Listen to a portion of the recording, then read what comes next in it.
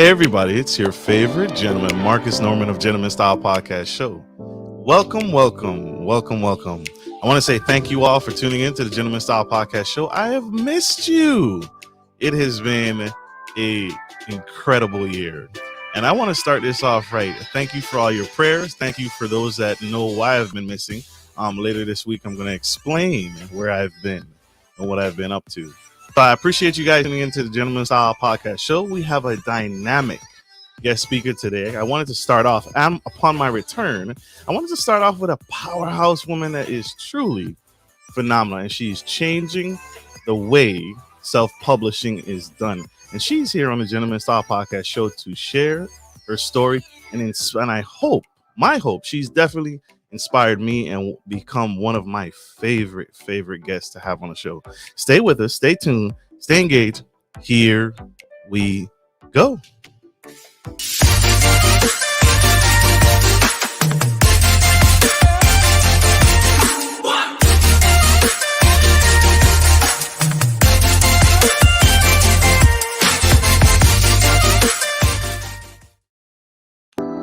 Everybody, welcome to the Gentleman Style Podcast Show. And today we have Miss Michele Barard. She's from New Orleans. She's a New Orleans native, and she brings a multicultural perspective to her articles, essays, and literary writings. She is well-versed and well-known throughout her community and the world. Miss Barard's career is extensive. She's gone everywhere, done everything, graduating from college with a bachelor's in international relations and also having an extensive career in Washington, D.C. as a computer graphic artist. So this woman is very versed, very versed. She's here today on the Gentleman Style Podcast Show because she's also a professional and expert author, book writer with several publishings, but she also has a self-publishing company. And we're going to talk about the pros and cons and the benefits and what you can expect with dealing with becoming a self-publishing company and working with a self-publishing company and working with her and her team to get your message, to get your story out. So help me welcome to the stage the incredible, the amazing Miss Michele Barard.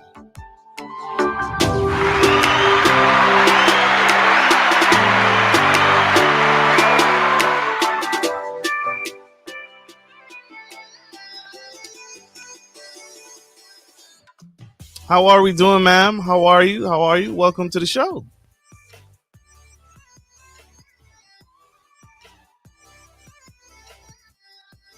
Having a bit of technical difficulties, y'all.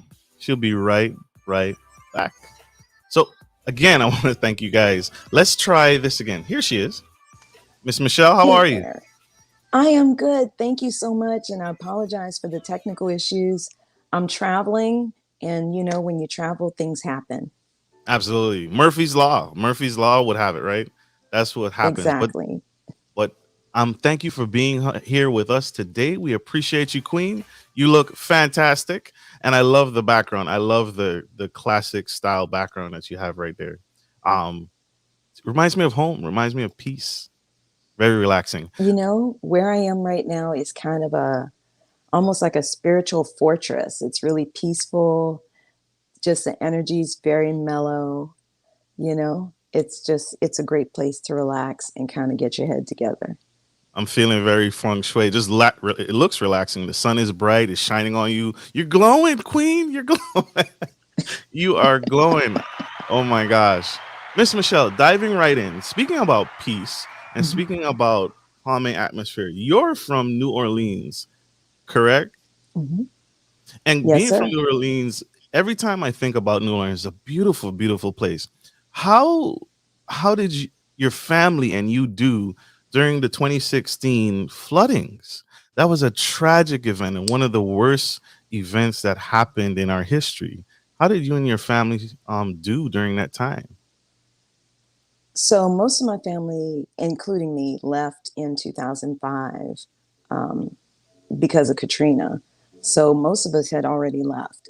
A few had come back, and the few who did come back, you know, they did okay. You know, I mean, people from New Orleans are resilient. We're used to kind of having to, I don't want to say battle the elements, but, we're used to the elements sometimes, kind of hitting us a little hard. And like I was talking with a lady and she was telling me there were 15 hurricanes just in the last year or two. And they just keep getting up. It's like, yes, we get knocked down, but we keep getting up, get knocked down, keep getting back up. And that's just how we are. We need that. And that makes sense. Never quit. So I'm not from New Orleans, but I can see the passion. I can see the drive. I can see when I visited, it was such a very nice, right? Very friendly people, very loving people. Kind of get the feeling of give you the shirt off their back. And if you're starving or hungry, you feel like, it's home. It's cozy. So that makes you're not going to be hungry here. I love that. You founded a company called Urban Book Editors. And so that company, what inspired that? What encouraged that? What motivated that? So at the time, I was a volunteer reviewer for the Urban Book Source. And they would send me 3 or 4 books and I'd read them and write reviews. And I found myself over and over again saying, edit, edit, edit. And then I realized, you know what? Maybe people don't have access to an editor, in a way that they can afford to pay, frankly. You got to pay your light bill. People are financing their own projects. So I decided instead of being part of the problem by complaining about something, I wanted to be part of the solution. So I started the company and started offering basically payment plans to get editing done on self-published authors' books, focusing, of course, on the urban market because, well, personally, I love trashy novels. And I think that we have a right to tell our stories in the way that we want to tell them. And so that's what I decided to do, was to really support the authors in our communities by doing that.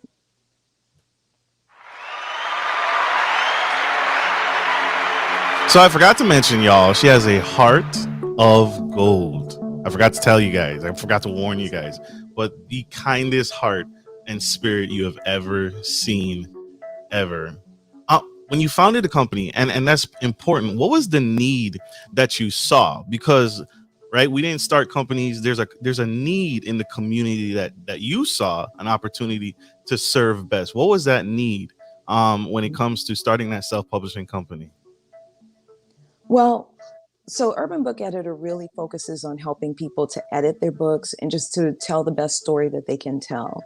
And what I found was that so many of our authors had wonderful stories to tell, but we were having challenges in the area of explaining things well and consistently. So like making sure that people understood how a character got from New York to DC.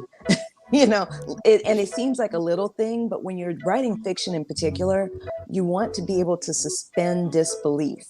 And so people need to be able to follow that story and not get distracted by strange things like those inconsistencies. Or I remember one book I was reviewing, it just drove me to distraction because I knew the author was using the wrong word.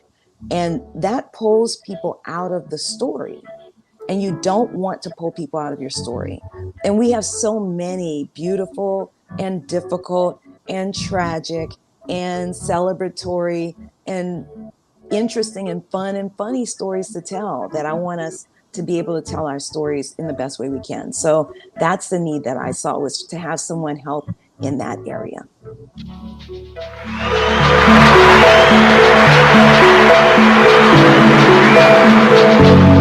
Incredible. We have one short commercial break, you guys. Don't go anywhere. Stay tuned. Stay with us. We'll be right back. Good day, podcast listeners. This is your boy, Marcus Norman of Gentleman Style Podcast Show. I wanted to let you guys know that we will be rolling out a new feature and adding a join sponsor button next to the subscriber button here at the bottom of your screen. Once you click the button, it will display 3 membership levels. Gentleman Gentry, which is our entry level. Duke Duchess, which is our season level. and the Emperor and Empress, which is our most sophisticated level, which you will receive unique perks and benefits at each differing level and gain access to our community tab. We will also be sharing polls, upcoming events, and interviews, as well as receive feedback from our sponsors directly. Your support helps me find new and exciting guests to bring to the stage live. Well, in order to get the higher end speakers, it requires, well, some, you guessed it, money. So thank you for tuning in to my channel. And if becoming a sponsor sounds good to you, then select the join button below and choose your desired sponsor level. Let's continue to grow and serve the future of generations of men and women to come. Love you guys. Bye.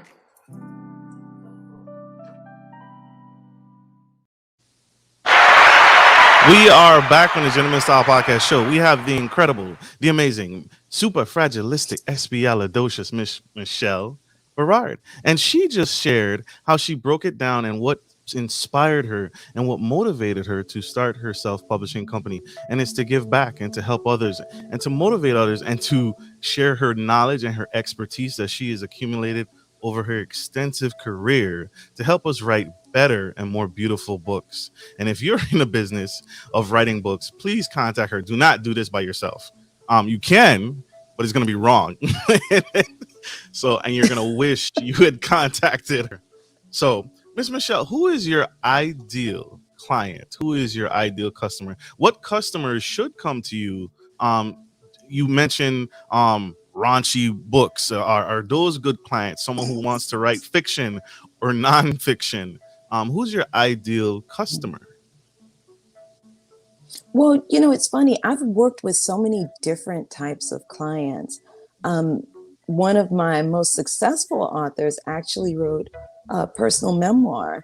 He's on book 3 now, and he's been wildly successful because he was able to focus, really get his market, you know, narrowed down to just the right one. And he just was so assertive, you know, about going out and getting those gigs and going and talking to people and promoting his book. So what I really think is it's not even a particular genre, because I've worked with people who wrote sci-fi, fantasy, memoir, self-help, tons of urban fiction. But it's really about the characteristics of the person, someone who really has a desire to share their story and who are willing to take direction when suggestions are made. And mind you, working with an editor doesn't mean that the editor is the absolute end all be all, because in the end, it's the author's story, right? Sure. But my goal is to help you improve the story in different ways and hopefully to help you make the sales and share your message, whatever that message happens to be. So really someone who wants to be successful, someone who has that kind of go get it attitude, you know, like I'm going to go do what it takes to make my book a success and to bring my career where I want it to be, and who's willing and able to take direction. And I think we can work together beautifully.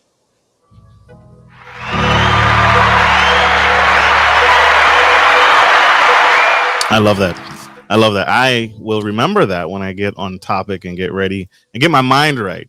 I got that COVID fog, but when I get my mind right, I remember that to come bring my book and my ideas to you. And feel free to tear it apart. Feel free to be as creative, because what I've learned is I am not a creative.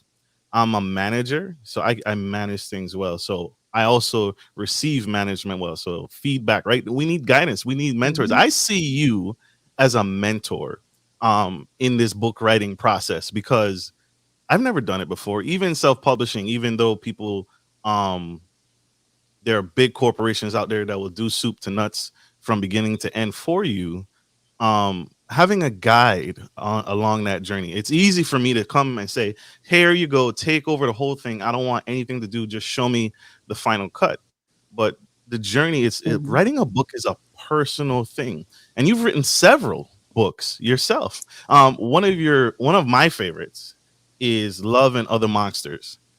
Tell us about what people are going to experience through that book. Well, Love and Other Monsters is actually, I would say it's a heart project. It is a book of poetry about love through the eyes of women at different stages of their lives. So we have the younger teenage view of love. We have a little bit more mature 20-something view of love. And then a much more mature view of love through my eyes. And so it was really a heart project that I did with my daughters. And I hope what people experience is an understanding of how our view of love can transform over time. That concept of the excitement and then that terrible pain, particularly when you're young. And then when you're older, the disappointments are different and not less, but perceived differently and maybe gotten over differently.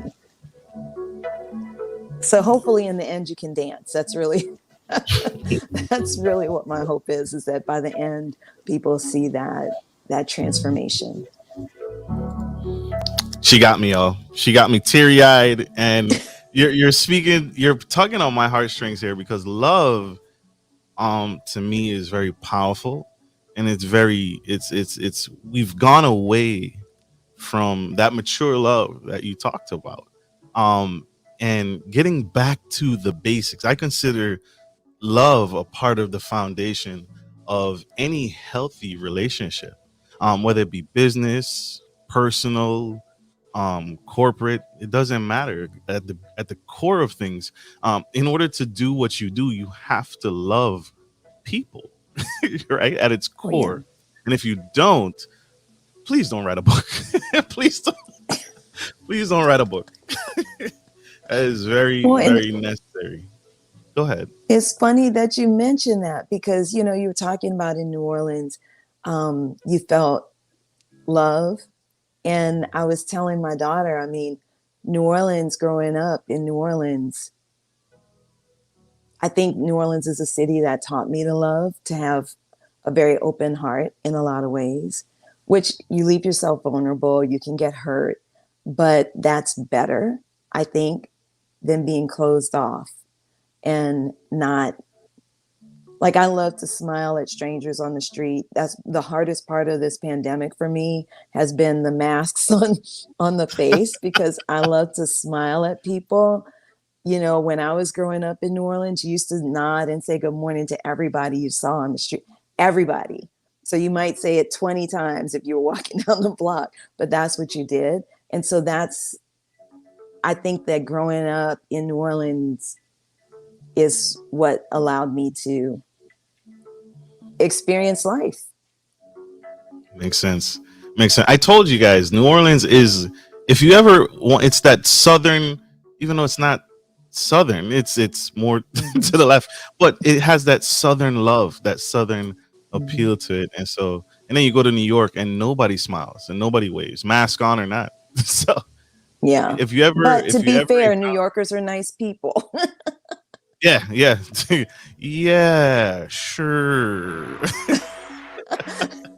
They're nicer, I guess. Maybe they're nicer because of COVID. I haven't been recently, but I'll when I go back on travel, I'll probably visit again. We have one more quick commercial break. You guys don't go anywhere. Stay with us. Stay tuned. We'll be right back from this short commercial break from our sponsors. We got to pay bills, y'all. We got to pay these bills. Support for Gentleman Style Podcast is brought to you by Manscape, who is the best in men's below-the-waist grooming champions of the world. Manscape offers you precision engineering tools for your family jewels. Manscaped just launched their 4th generation trimmer, the Lawnmower 4.0. You heard that right, the 4.0. Join over 2 million men worldwide who trust Manscaped with this exclusive offer for you. 20% off free worldwide shipping with the code GENTSTYLE at manscaped.com.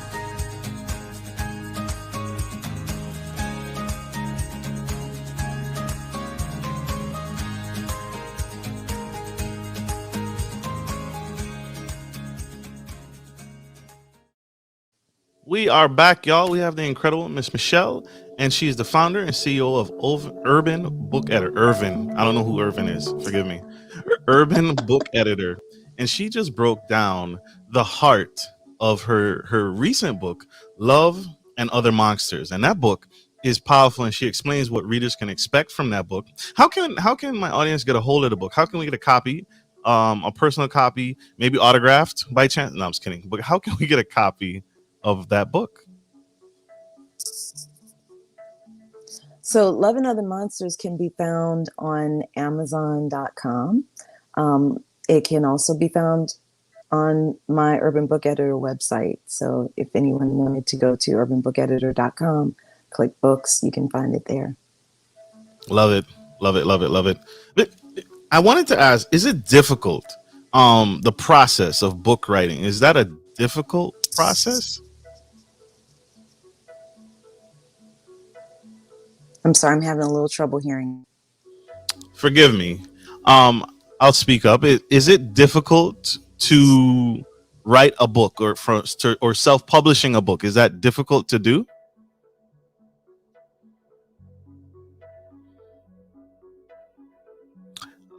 It's always technical difficulties, y'all, when we go live.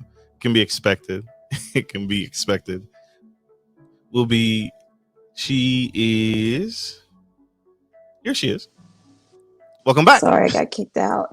You're fine. You're fine. My question was, is it difficult to self-publish a book?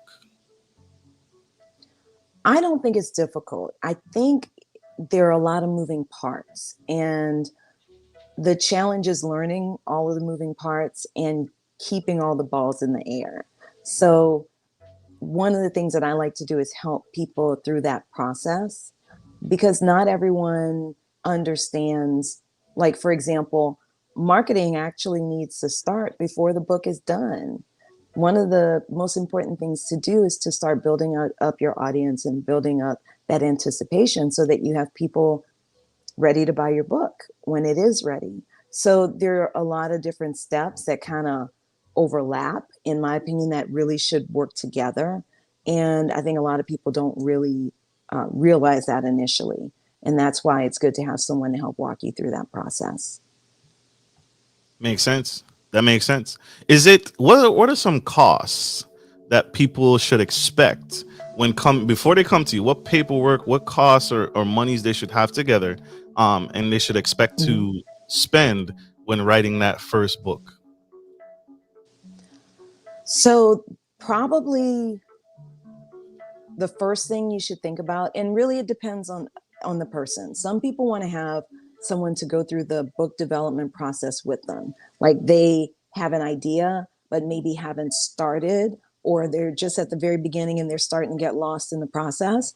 If you want to have someone to develop the book with you, that is something you're going to need to think about in terms of how you're going to pay that expense, because that's like having a coach. And coaches, you're paying for expertise, you're paying for someone's time and expertise. So that can range anywhere from a couple $1,000s to 10,000, maybe more. It just depends on where you are in the book, how much time you want with the person, the level of expertise and the years of experience. If you're looking for just editing at some point, I think a good editor is going to cost a few $1,000s. You can get inexpensive editors, but they're probably not going to help you at the level that really I find that most of us need. Let's be frank. Many of us came out of schools that did not give us a firm enough grounding in grammar, spelling, punctuation, and vocabulary. And it's really important that we recognize that and we do what we need to do to make our books better in spite of that. And sometimes you're going to want to get with someone who has a little bit more experience and a maybe higher level of education than It's true. many of us get. And that's just real talk. I can tell where someone is from sometimes by the mistakes that I see in their books, because people in the Northeast tend to make certain kinds of mistakes. People in the South tend to make certain kinds of mistakes. I can tell what kind of school you've gone to by the types of mistakes. So that's why I say that. So an editor, I think a good editor can cost you up to $5,000, depending on your word count or page count of your book, depending on how they price things, and the amount of work, the level of work that your book needs. I sent projects back to people because they just weren't ready. You know, I can't take your money. I cannot work with you at this point. You have to work on the book. And any good editor will do that, I think, That's on the fair. front end if they can. So editing is an expense. Cover design. You can get covers designed fairly inexpensively. And if you use, let's say, Amazon to publish your book, they have a cover designer in there. So if you wanted to do that, you could do that. I prefer working with professional graphic artists because I think you get a higher quality product. So I have graphic artists that I refer my clients to, and they can talk with them directly and get quotes. So, you know, you might find that on average for a graphic artist, you might be looking at $600 or $700 for a mid-range project. You want something where you have a lot of input and the ability to make lots of changes. You may be looking at a higher rate than that. Something with fewer changes, less input, you may be looking at less than that. But I'd say on average about, you know, $700, $600 or $700 for that. If you are going to purchase some of your books yourself, of course, it's the cost of purchasing your books. I usually recommend that authors purchase at least 100 copies of their books so that they can do live events, they can do book signings, they can sell them directly, etc. I myself have sold my book, Love and Other Monsters, out of my trunk of my car at my college. My college reunion. The college president asked me what I've been up to. I told her I just published a book, and she said, "Can I buy it?" And I said, "Of course." And so just saying, you know, you always want to have your books with you, the trunk of your car, in your briefcase, in your backpack, in your handbag. You never know who you're going to sell to right then. There are fees associated with credit card processing if you want to make sure that you can always take people's money, because people don't carry cash anymore. So get a Square or some kind of little device like that, a PayPal thing that you can swipe, but there are fees associated with that. Marketing, if you want help with marketing, could be just a couple $100 to have somebody help you execute your marketing plan, or it could be thousands of dollars depending on what you're trying to do and what level of support you need with marketing. But marketing is key to getting sales and getting your name out there and getting your message out there. So that is an expense that I do not encourage people to skimp on. Every author has to promote their book, and you have to be willing to get out there and do it yourself. Makes sense. That's fair. That's fair. That makes sense. What would you say to that young boy, that young girl, that woman out in the audience who's on the fence about writing their first book? What would you say to them out in the audience, and whether they should or should not? There are stories that are hard to tell. And I find that when we are reluctant to tell them, those are the stories that need to be told the most. Our stories matter. It's important. And you never know whose life you're going to touch with your story.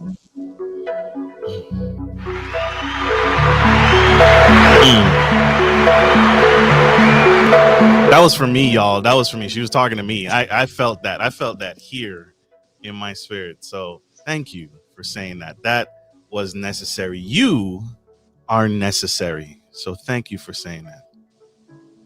Miss Michelle, we have to let you go. I know you got more travels to do. I pray for you, sister. Thank you for everything that you've done and that you are doing. And I want to say this to you publicly. Don't ever quit. Don't ever give up. We need you. The world needs you and what you and your company are doing and what you're doing with your books. You are changing the world, changing young minds one book at a time. So don't ever quit. Now you're going to make me cry because it's been a rough week. So I am so serious. Thank you for taking the time out of your busy schedule to be here and to give back in this way. We appreciate you. We love you, sister. Keep going. Keep going. thank you. I appreciate it. And I appreciate you for having me on here. It's been fun. And you're such a lovely host. You are just a wonderful host. So thank you so much for having me. Absolutely. How can my audience connect with you? How can we grow with you and continue to be inspired by you and what you're doing in the world? Well, I would love for people to come by and talk to me at Urban Book Editor. That's my primary website for if you're thinking about writing a book or know someone who's interested in writing a book, they can contact me there. Also, I have a podcast, Somewhere in the Middle, with Michele Barard. And that's where I like to talk to people like yourself, and hear about your journeys. And especially when they publish your book, I love to hear about people's journeys because I believe that we are more similar than we are different. And all of this division that we have in the world, it's mainly because we don't know one another and we think that we're so different. So hopefully that's my way of trying to help people see that we're more the same than we are different, and we don't have to be afraid of each other. And I do have another website, michellebarard.com. And there is where I really hope to help small business people. I have a technology background and a business background, and this is where I hope to help other women, particularly women like myself. I raised my kids by myself. I was divorced. I raised 3 kids. One of them just graduated law school. I have to brag a little bit. One of them just graduated law school, just passed the bar in Chicago. Another one just graduated college in Maryland, and she just moved to Chicago. And then my baby boy is in his second year at Penn State, and they are amazing. And I know there are a lot of women out there who want to be able to do for their kids the things that I managed to do for mine on a strapped budget. And starting Urban Book Editor helped me to be able to do more for my kids than if I just had that 9 to 5, And also I think it helped teach them something about, how you can live in the world and how you can create your own space in the world. So that's what michellebarard.com is about, is me helping other women in particular. Men too. I like men too, but just, my goal is to work with women. She don't like us, y'all. She don't like us. We're in the backdrop somewhere. Miss Michele, I told you guys, extensive experience, extensive knowledge. This woman is a powerhouse. Connect with her, get on her website, check out her podcast, support, uplift. That's what we do here. That's the only way we're going to get through this pandemic, is together. Miss Michele, I appreciate you. Thank you so much again for taking time out of your day to be here with us. We love you. Be safe and on your travels. And I'd love to have you back on in the future as you write more books and as you continue to grow. Thank you. I would love to be here again. Absolutely. And thank you, my audience, for tuning in to the Gentleman Style Podcast Show. We appreciate you. We love you.